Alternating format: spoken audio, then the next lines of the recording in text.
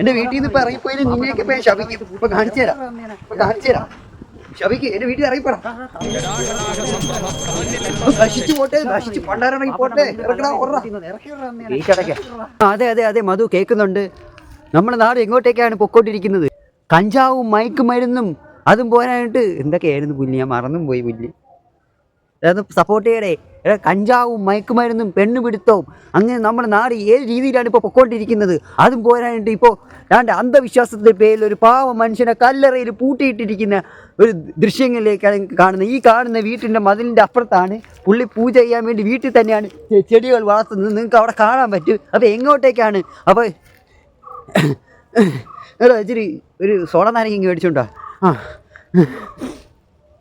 Break ഇടാം. Kalyan jewellery. പിന്നെ ഇന്ന് വൈകിട്ട് ഏതാ ജോൾസിൻ്റെ എന്തോ ഒരു പരിപാടിയില്ലേ, അതിൻ്റെ പ്രമോ ഇട്. ഞാൻ ഒരു സോഡ നാരങ്ങ കുടിച്ചിട്ട് വരാം, എന്നിട്ട്